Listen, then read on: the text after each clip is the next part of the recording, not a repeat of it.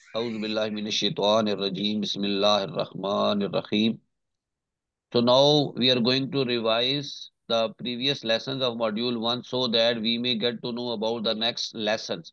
अभी हम जो मॉड्यूल 1 के डिफरेंट लेसन जो भी हमने किए हैं उनको हम फौरन से suddenly with in 5 minutes we are going to revise them out and then we will move forward in order to get better understanding regarding the basic level of English structure. So we are studying module number 1. The name of the module number 1 is pretensive stage. तो इसमें 5 हमारे पास level हैं। Lesson number 1 में हमारे पास subject verb और object है। उसके बाद पार्ट्स ऑफ स्पीच हैं 5, noun pronoun adjective verb adverb. Lesson number 3 आज हम पढ़ेंगे person and their cases. Lesson number 4 kinds of sentences. Lesson number 5 rules. तो जो मॉड्यूल नंबर 1 का लेसन नंबर 1 है हमारा, उसमें सब्जेक्ट वर्ब और ऑब्जेक्ट पढ़ा था हमने। सब्जेक्ट जो है वो काम करने वाला होता है, वर्ब जो एक्शन वर्ड होता है, काम होता है, ऑब्जेक्ट जिस पर काम किया जाता है वो ऑब्जेक्ट होता है सिंपली। Ali speaks English.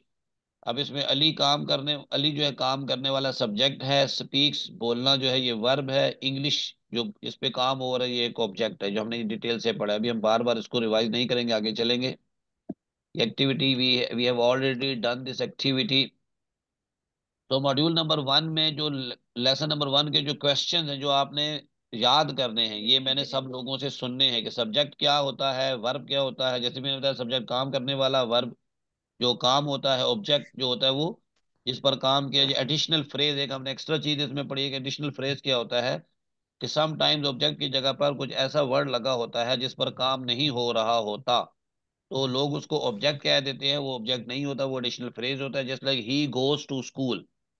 आप किसी पढ़े लिखे बंदे से भी पूछेंगे ही गोज टू स्कूल, तो वो टू स्कूल को ऑब्जेक्ट बता रहा होता है, but to school is not an object. ठीक है, हमने प्रीवियस क्लास में ये पढ़ा है।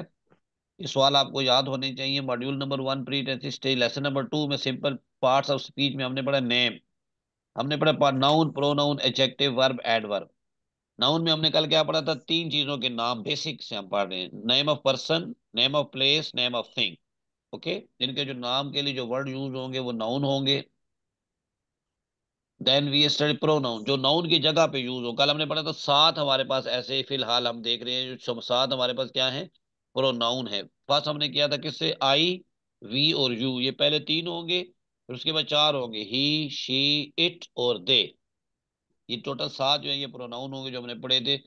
अभी हम इसको, आई जो है वो अपने लिए यूज करते हैं, वी जो है अपने लिए ज्यादा के लिए यूज करते हैं, यू दूसरे के लिए यूज करते हैं, ही जो है वो लड़के के लिए यूज करते हैं, शी जो है वो लड़की के लिए यूज करते हैं, इट जो है वो नॉन लिविंग थिंग के लिए यूज कर, दे फॉर प्लूरल, दे जो है वो प्लूरल के लिए यूज करते हैं। Yesterday we studied about it.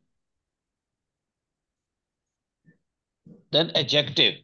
Adjective के लिए आपको एक वर्ड याद होना चाहिए, क्वालिटी ऑफ नाउन और प्रोनाउन। जो पहले हमने 2 पढ़े, नाउन की जो क्वालिटी होगी, उनकी जो खूबी या खामी होगी, उनकी जो सिफत होगी, उसको हम एडजेक्टिव बोलते हैं। जैसे क्लेवर है, गुड है, बैड है, फास्ट है, Ali is a good boy, I am a smart guy. तो इस तरह जो होंगे, she is an intelligent girl, this doll is beautiful. तो ये वर्ड एडजेक्टिव्स हैं जो क्वालिटी बता रहे हैं उसकी। जैसे गुड है, इंटेलिजेंट है, ब्यूटीफुल है, फास्ट है, क्लेवर है, इसके अंदर हमने यूज किया।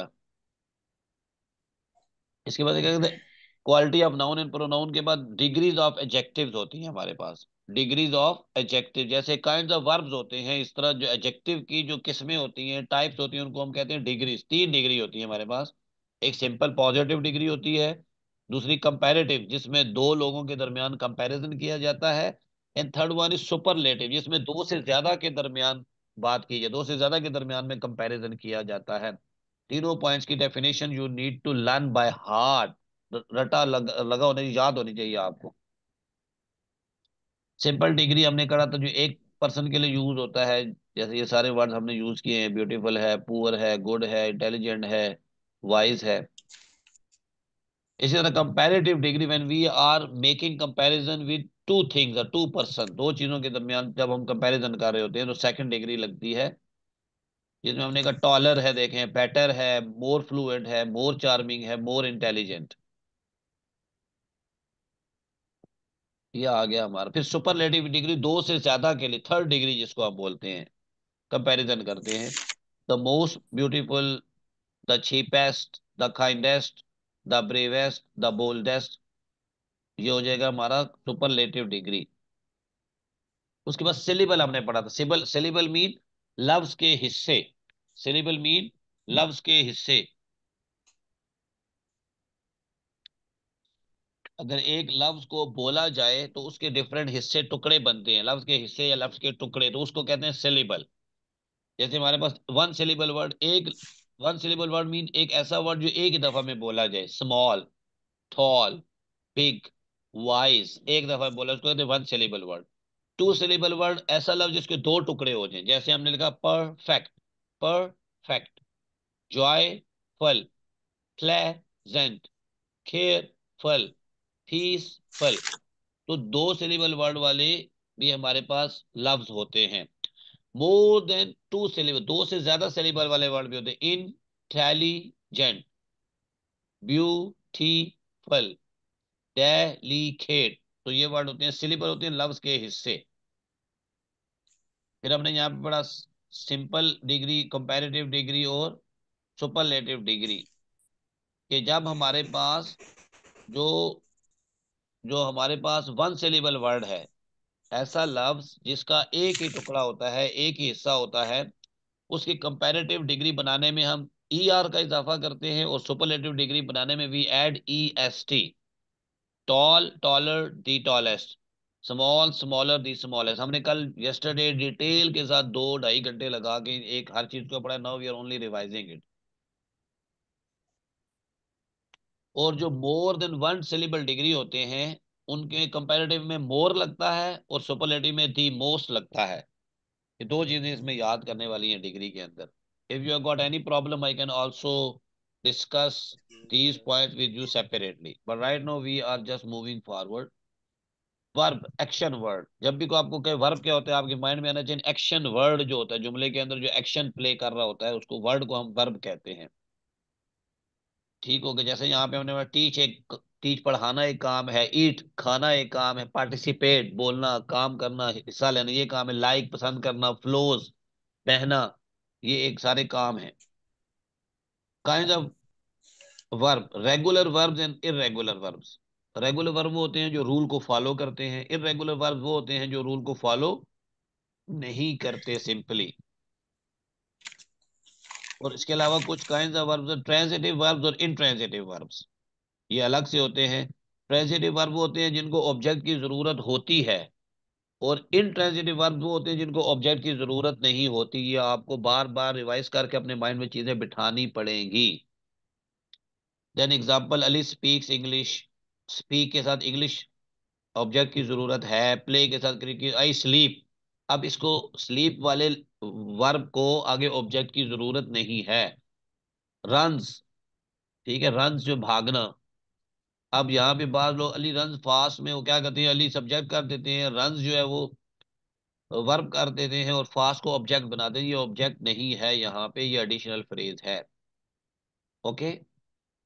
तो ट्रांजिटिव वो होते हैं जिनको ऑब्जेक्ट की जरूरत होती है, इंट्रांजिटिव वो होते हैं जिनको ऑब्जेक्ट की जरूरत नहीं होती।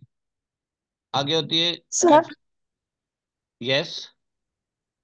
ये जो पिछली स्लाइड में आप बोला है ना, ये करे हाँ, अली रन्स फास्ट, आपने बोला ये एडिशनल फ्रेज है, जी जी। तो ये क्यों?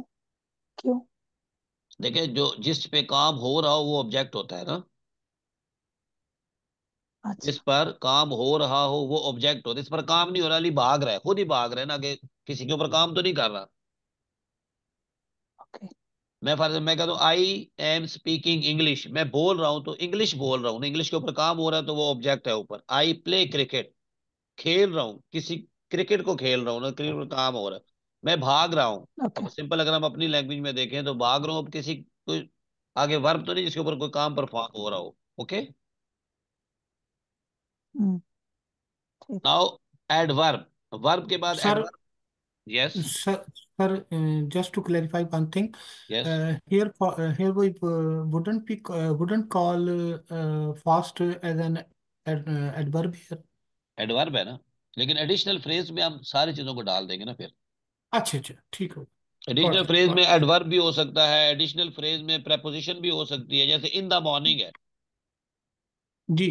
अब वो प्रेपोजिशनल फ्रेज आ जाएगा, एडवर्बियल फ्रेज आ जाएगा, ये हम एडवांस लेवल पे चीजों को पढ़ेंगे।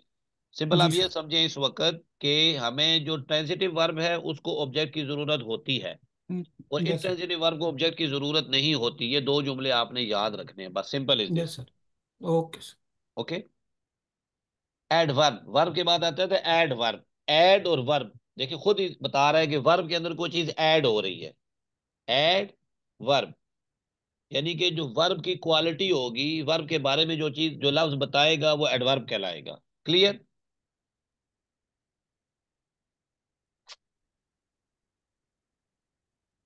जैसे अभी हमने पढ़ा fast, fluently, softly, beautifully, ordinarily, then activity आ गई हमारी। फिर kind of adverbs, there are two kinds of adverbs, regular and irregular. हमने पहले भी पढ़ा है कि रेगुलर वो होते हैं जो रूल को फॉलो करते हैं, ये याद कर लें। इररेगुलर वो होते हैं एडवर्ब जो रूल को फॉलो नहीं करते। अब रूल क्या है जी? हाउ टू फॉर्म एडवर्ब्स, ये क्वेश्चन आपका टेस्ट में आएगा, राइटिंग रिटन टेस्ट में आपका ये है कि वर्ब कैसे बनते, एडवर्ब कैसे बनते हैं, ये याद रख लें। देखिए adverbs are formed out of adjectives by adding L Y at the end of adjective, कि एडजेक्टिव के एंड पर एल वाई लगाने से एडवर्ब बन जाता है। फातिमा, एडवर्ब कैसे बनता है?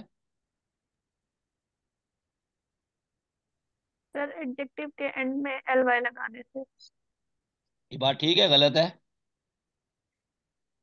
कल हमने क्या सही है। पढ़, सही है, लेकिन हमेशा ऐसे नहीं बट होता। यस, बट यस अनीस आप बताएं। Yes sir.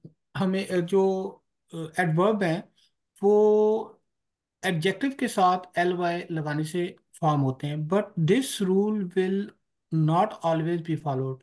ये यस, हमेशा ये रूल फॉलो नहीं किया जाएगा। Very good. फॉर एग्जाम्पल, अगर आगे चल के सर अभी आगे बताएंगे आगे भी आप। आगे आ जाते हैं, आगे आ जाते ये हैं। सर, इन ऑर्डर मैं to sir save example the देना। टाइम, आप बताने बताएं, मैं चाहे। जी सर, जिस तरह अब हार्ड है, हार्ड, अगर हार्डली होगा, अगर हम उसको हार्डली बनाएंगे तो मोस्टली लोग जो होते हैं उसको लेते हैं कि ये ना एडजेक्टिव है।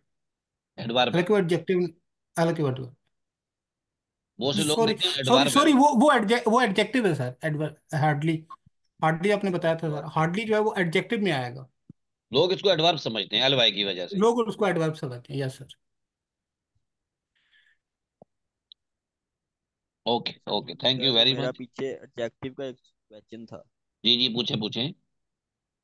अच्छा सर, अब पहले तो ये था कि एडजेक्टिव की तो समझ आ गई, उसकी आगे तीन काइंड्स हैं, वो भी समझ सिंपल, आ गई है। कंपैरेटिव, ठीक है, सुपरलेटिव।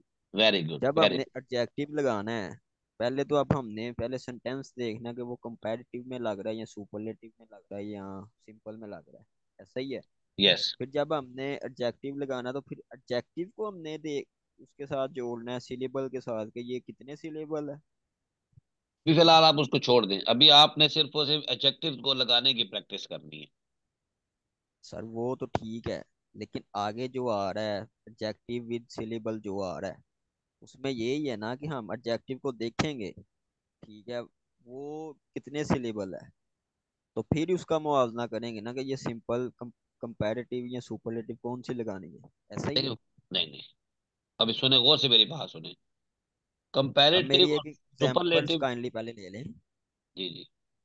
जैसे ये अब एक एग्जांपल थी, I am more fluent than Akbar. अब ये दो के दरमियान है, ऐसे ही है, यस, ठीक है, ये हो गया कंपैरेटिव। बस अब सिंपल। हमने एडजेक्टिव इसमें है फ्लुएंट, ठीक है, तो अब फ्लुएंट को एज अ सिलेबल भी देखना है कि नहीं देखें अब फ्लुएंट दो लफ्ज आ रहे हैं, तो नहीं, वो इसमें नहीं, मोर फ्लुएंट फिर कैसे लगा दी। इसमें वो जो कंपैरेटिव सुपरलेटिव डिग्री है वो अलग चीज है। ठीक है, वो दो और दो से ज्यादा को देकर हमने फॉर्म करना है। ठीक है, ठीक है। वो बात खत्म होगी हमारी, क्लियर। जब दो ओके। होंगे तो कंपैरेटिव डिग्री होगी, जब दो से ज्यादा होंगे तो कौन सी होगी? सुपरलेटिव। सुपरलेटिव डिग्री होगी। ये बात हमारी खत्म हो गई है। कंपैरेटिव ठीक है। डिग्री बनेगी कैसे? अगला ठीक है। क्वेश्चन ये है। यस। वो आप जब लिस्ट अपनी तैयार करेंगे ना तो ऑटोमेटिकली आपके माइंड के अंदर वो स्ट्रक्चर डेवलप हो जाएंगे कि ये वाले जो वर्ड हैं, tall taller, small smaller, big bigger, जब आप एक लिस्ट तैयार करेंगे तो automatically that will enter in your mind, आपको बार बार जाके वहां पे काउंट नहीं करना पड़ेगा उसको। वो तो सर ठीक है, जी जी। लेकिन जो मैं क्वेश्चन कर रहा था वो मेरा क्लियर नहीं हुआ। पूछें, दोबारा पूछें। जो जो सिलेबल है जी जी। उसको हम एडजेक्टिव के साथ मिला रहे हैं ना, जी। सिलेबल एडजेक्टिव से ही आ रहा है ना। सिलेबल एडजेक्टिव मिसाल ही है के, ना, वो एडजेक्टिव का जो वर्ड है जी उसका हम सिलेबल देख रहे हैं उसके। जी यही मैं कह रहा हूँ ना, कि जैसे अब आप आया वर्ड फ्लुएंट, तो फ्लुएंट सिलेबल दो हो गए, फ्लुएंट, ठीक है। तो फिर जब हमने देखा कि ये दो के दरमियान आ रहा है तो कंपैरेटिव बन गया, ठीक है। तो कंपैरेटिव में वो अब सिलेबल के तौर पे हम देखेंगे कि कौन सी आएगी। तो उसमें अब लिखा हुआ था मोर फ्लुएंट, आपने तो लिखा हुआ है मोर देन टू सिलेबल, मोर देन टू सिलेबल। तो फिर हम लगाएंगे कंपैरेटिव में मोर फ्लुएंट, और सुपरलेटिव में द मोस्ट फ्लुएंट। लेकिन इसमें तो मोर देन टू तो है नहीं है, या ऐसे होगा कि two or more than two. ये क्वेश्चन है मेरा।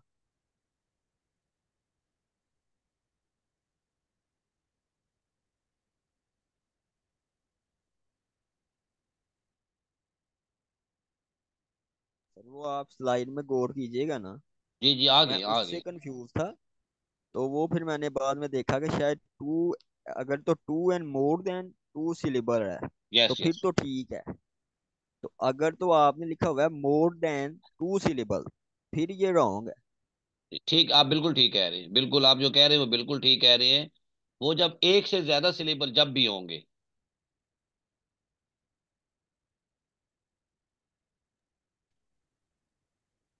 Got my point. अ- अच्छा, अब जो ठीक है वो एक तो हो गया, अब उस पे यही लिखें कि two and more than two syllable.